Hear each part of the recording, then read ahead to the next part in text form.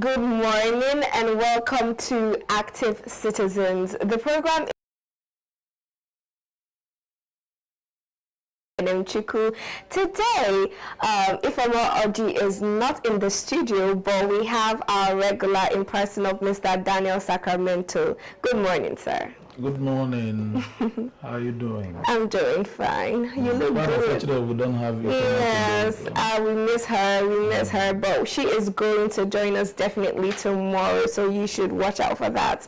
But thank you so much for joining me, Mr. Sacramento. Okay, straight to the story for today. Today on Active Citizens, we bring you a major legal development involving the Economic and Financial Crimes Commission, EFCC, and the governor of Kogi State, Yahaya Bello.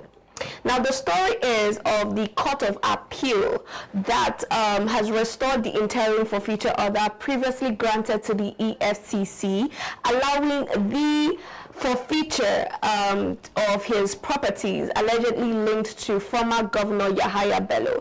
So this unanimous judgment was delivered on Wednesday by Justice Yagata Nimpa, Mr. Daniel Sacramento, and it has been gaining rounds on social media because first of all, this has to do with a Nigerian politician and his properties. The justice, there was something that she said that I really admire. I love the fact that we still have people of integrity in this country. She said that it was wrong for the court to have used the section 308 of the 1999 Constitution that grants sitting governors immunity from civil and criminal proceedings. And he said that that constitution, that section of the Constitution, does not shield sitting governors from illegal activities. And I really like the fact that she still hinted on that, and she said that it was wrong for that court to have done that. But what's your take on it? First, the forfeiture was granted to EFCC, then it was taken back, and now it has been restored. This court drama, how is it looking like to you, sir? Well, like I've been telling you, and I keep telling Nigerians, we have a very terrible systematic issue in the sense that the three arms of government, they're all having conflicting shadows. One, then secondly, when we look at the judiciary system that we are in now, it used to be the hope of a common man. That's what we'll call it. We say judiciary is the hope of a common man. And but nowadays it fluctuates. It's neither there, it's neither there or here. Justice Nimfa she has come up and say it's an interim forfeiture. That doesn't answer that. To me, it's not the bedrock of justice. You understand? Temporal forfeiture means it has not been confiscated until the court says so.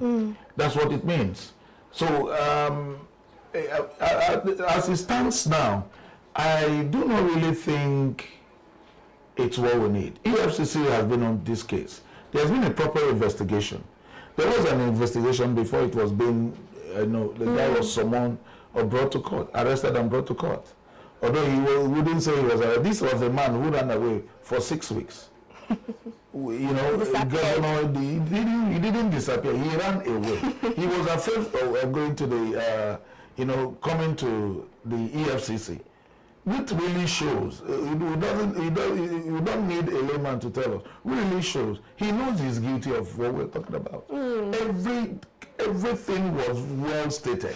EFCC did a proper investigation. How we use 80 billion naira and billion for his children's school fees. And so many Where are they schooling, please? I don't understand. Maybe they school in Mars or Pluto, And when this guy was coming to go, you needed to see the car he came with. Reservini. You need to go and browse what Reservini is all about. How much it costs. So the problem is, most of the time we see the truth in the country. We tend to lessen it. Not lessen it. You tend to try to cover it just because he's from one political party. And this is the brain of the issues. This is what is affecting both the INEC, both the judiciary system. They don't, we don't have hope again where they are. You know, when you say you're taking somebody to court, say, well, it's going to be a 50-50 thing. Even when there are proper investigation handed over to, but they always want to find a way to slip away from justice, it. And that is it. But you know that on my own end, when I saw this story, I was actually sort of impressed in a way because of the fact that Justice Yahaya was able to reinstate that restriction on his properties, and these are luxurious properties ranging from the ones in Lagos, Abuja to Dubai. He even has a luxury apartment in the Burj Khalifa. Do you know how expensive it is to own any property in that area in Dubai? You see, the problem is majority of the people we call governors are hungry people. They don't have anything doing. Majority of them, and that's the truth, because can you imagine the massive wealth this young man has acquired for himself? Now go to Kogi State, go and see the massive poverty in the state. But one man, you could imagine the level of properties he acquired as a sitting governor. But many roads in his place are nothing to write home about. Many of the school children are out of school. Many dilapidated secondary schools, primary schools, and what have you are there. Insecurity is there. Now one man is acquiring all this wealth, and justice is doing. Sometimes I wonder for future. I wonder. Sometimes I ask myself, who are they acquiring all of this wealth for? Because is it possible to spend the number of money that these people have been able to amass in one lifetime? But before that, let us look at some comments on X. So Surveyor says, I beg any lawyer to explain the consequences of this judgment. No, they stress me. This one does not. The consequences of this judgment, no, we have to look at it. Okay. The consequence of this judgment is that he still has a lifeline. Possibility. There's every possibility when the politicians gather, they might know how to change the narrative in his favor. Yeah. It's interim. We don't need a microscope, to look at it. It's an interim. It has not been forfeited. Completely. No, it's an interim. Yeah. So it means there are some clauses inside why it is still on an interim. So Yahaya Bello still has hope of recovering his property. Why not? There's still a lifeline. There's a lifeline there. Okay. But Birchman says the plot thickens. With the court restoring the preservation order, the spotlight is back on Yahaya Bello. This case is far from over. I agree with that. Kolawole Aremu says, I don't understand this English. I think our analyst has tried his best to explain, so hopefully they understand better now. 40 billion, interesting name. Once he reach APC members, then go use English when person just understand straight. Now so them do Tinubu Supreme Court judgment for over 12 hours to everybody sleep.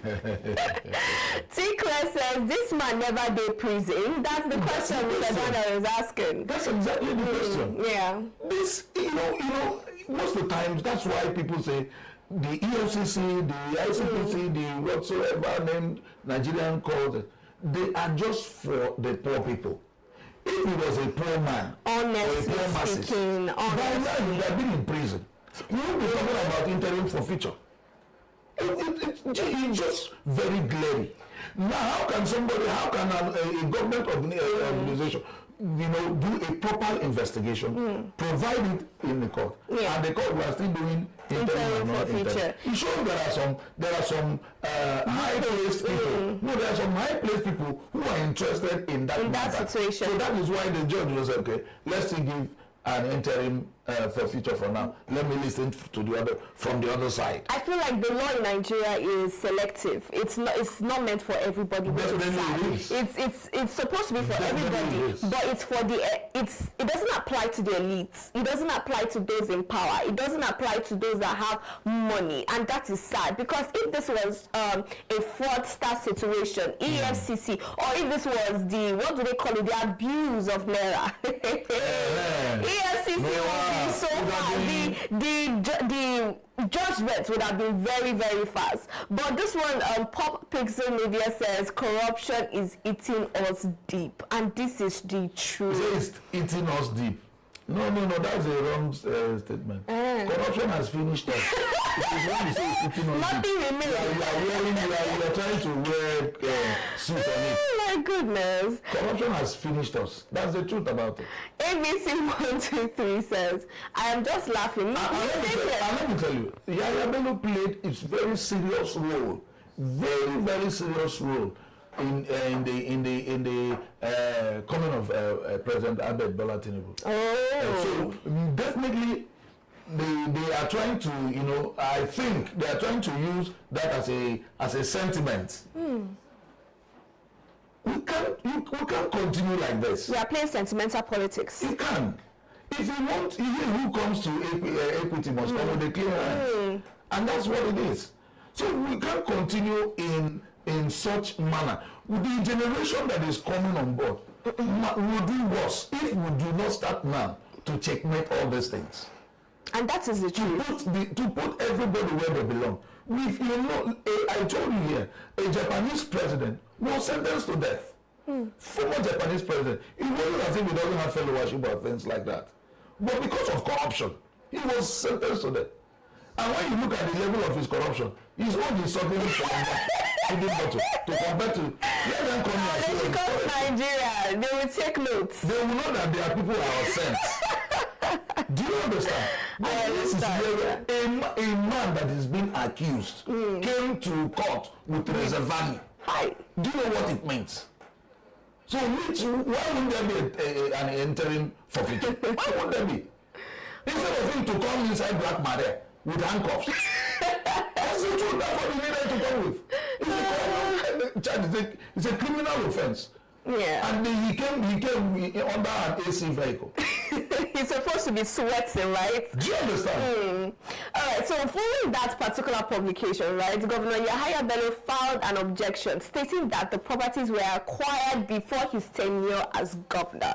So this could not have been funded with state resources. What are your take on that? He's saying that it was before he became governor. Why he saying that it's not close to me? Because if he's very close to me, I would have answered him very well.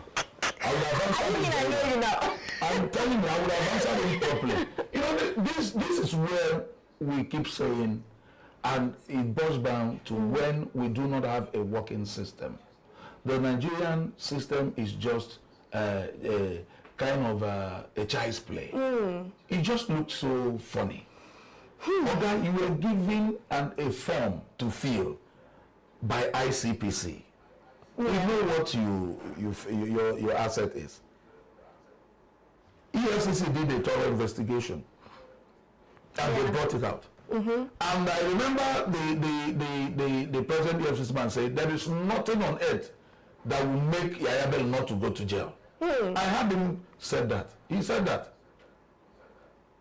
I heard him say that nothing on earth will make Yahaya Bello not to go to jail. Because there are facts, evidences are just there. Evidence are very glaring. Even a blind man could see that. Now the question is, why do we keep petting criminals? How? If there are no political affiliations, I beg your pardon, then you would have seen that all these corruption things we are talking about would have ended. And this case would have ended a long time ago. He's not the first person that has gone to jail. Former Taraba State Governor went to jail. Jolly Nyame. Plateau State Governor went to jail as well. Ojuzogalu went to jail. So Yahaya Bello must go to jail. That's what we're saying. So that people will stop, and not just any kind of jail. You have to go to better jail. If it is Kirikiri, or they should bring him to Amobia. Whoa. It would have been very interesting. You understand what you're saying?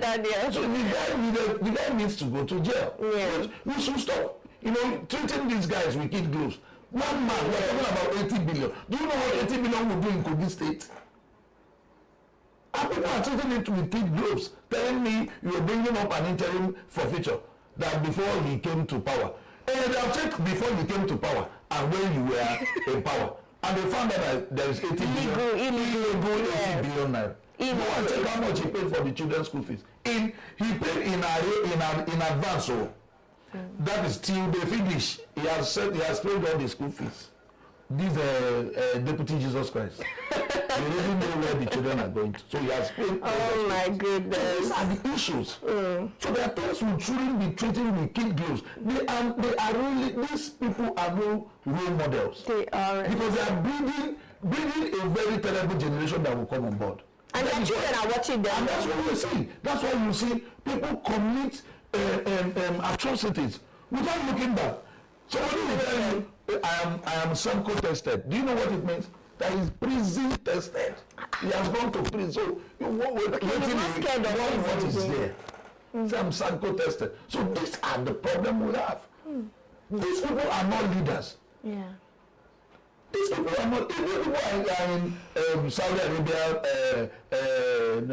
North Korea, they will. Every day you see people that are hung. Someone said they should just imprison all the governors. Let them just laugh on the governors. Imprison everybody. Some of them are good. Some of them have come to serve. Some of them have come to serve. I keep telling you, the best governors we've ever had in Southeast are the present governors we have now in Southeast. Yes. Because whenever you go to their state, you will definitely, entering their state, you will definitely see the things they are doing. Irrespective, it will favor a lot of the people who have opened office. Somebody will just go and say this office of a politician. I'm a politician. He doesn't have anything doing. Yeah. No skills, no skill acquisition, nothing. Like you look at Mr. Chidi Kanu, he has skills, he has acquisition, he has things he's doing. Irrespective of having so many things, he still have agricultural skills. That things you must engage yourself in. Exactly. But this one, they don't have anything doing. There is nothing to the right to all about them. I think that their political office is their entire life. That is where the way you shut it down. They now form a camp. They will now go and form a camp and start terrorizing people. That's the truth. Mr. Daniel, this has been very exciting, and I like the fact that you are hitting it hard. And this is the type of thing that we want to see in Nigeria. We should stop pampering these people. If they don't criminals. These criminals. If they don't learn it now, when will they learn it? And there are people watching. These are fathers of children that would have interest in politics one day. They will come and tell you, well, my father did this and nobody did anything. And they will continue from where they stopped. Talking about continuing from where they stopped, it seems as though our current president has even surpassed where our former president stopped in terms of the amount of money that he spent in presidential air fleet. So as of 2022, the former and late President Muhammadu Buhari proposed to spend a total of 12.5 billion naira in terms of expenditure on the presidential air fleet in 2022. Now, in 2025, in less than 18 months, President Bola Ahmed Tinubu has spent 26.38 billion naira on presidential jet, just his presidential jet for in less than 18 months. And this is, anytime we come on this show and there's a billion, I and Ifeoma will just say, this is another Billy case. This is a Billy case. What do you have to make of this, Mr. Daniel? I mean, the amount of money that these people spend without looking back. And it's sad that this is coming from the presidential level, for that matter.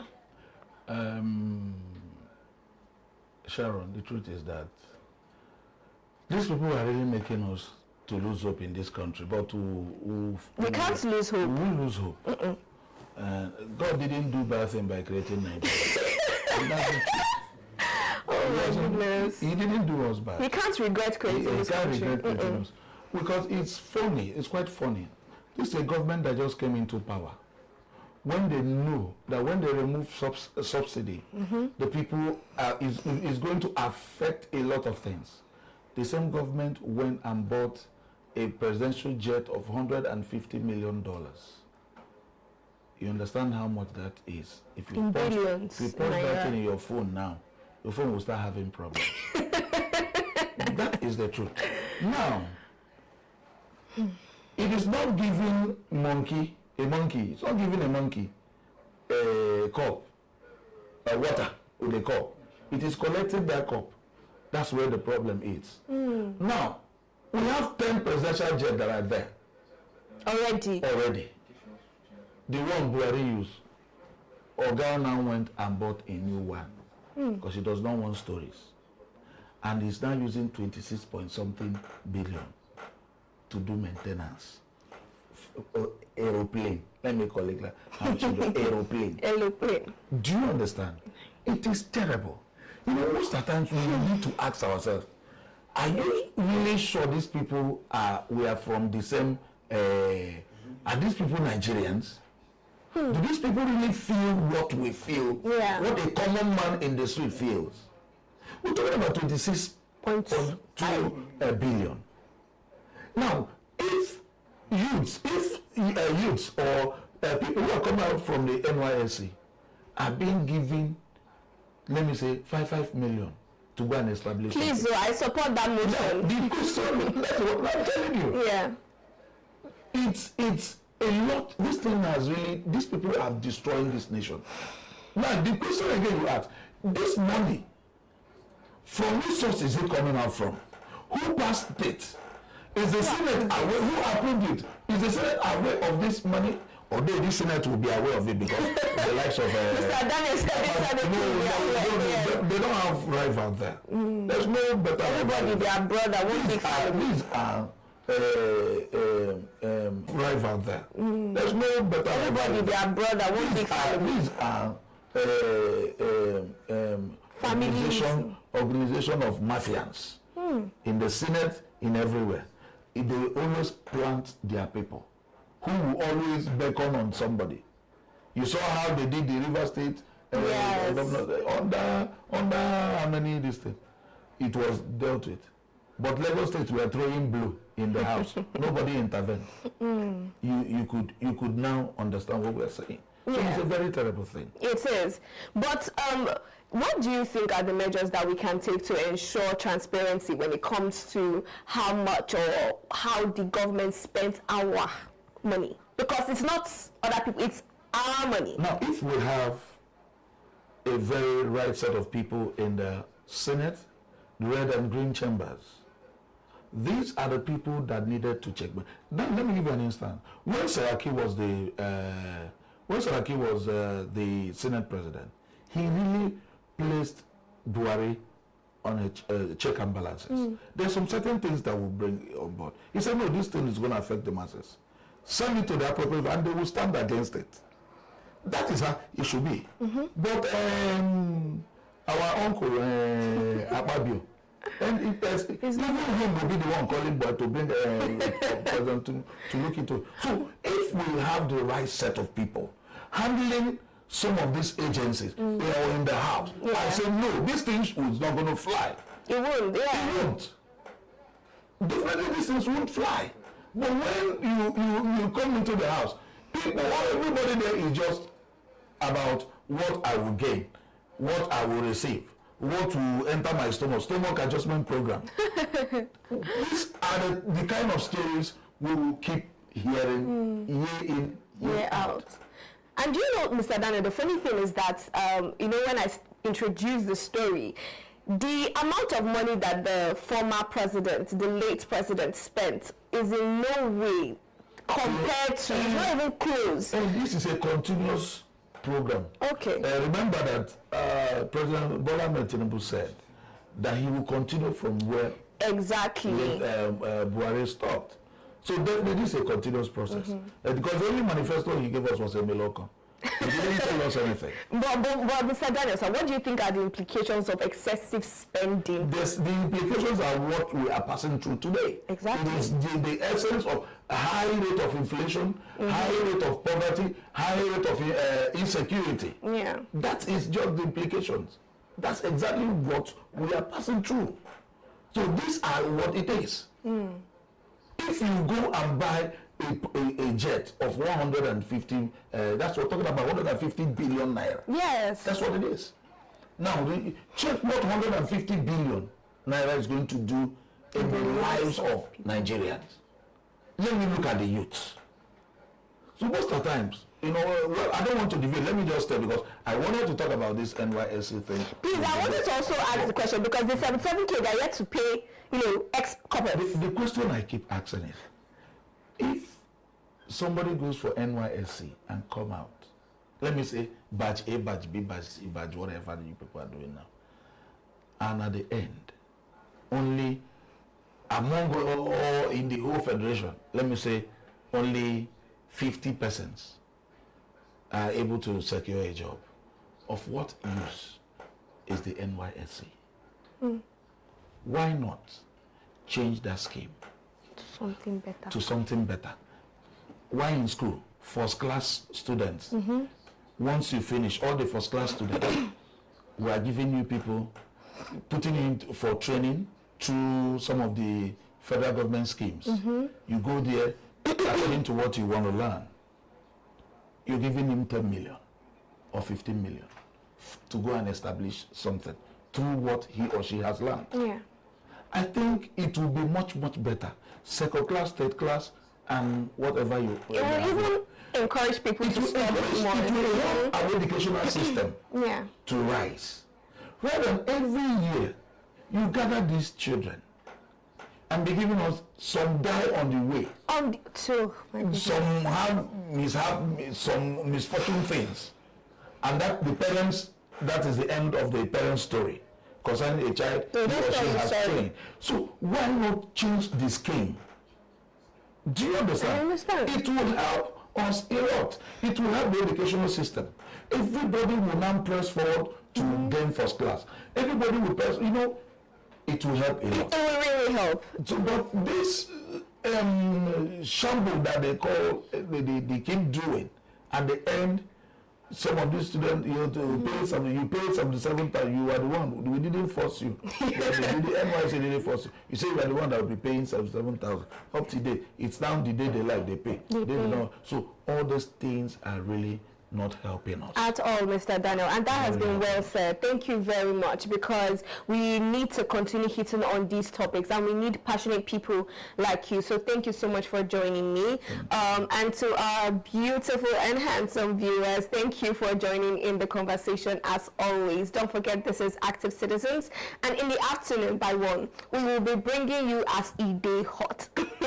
So this is where you're expecting trending hot stories in and out of Nigeria. My name is Sharon Enemchuku. Until I see you in the afternoon, don't go nowhere. I see you in the afternoon, don't go nowhere.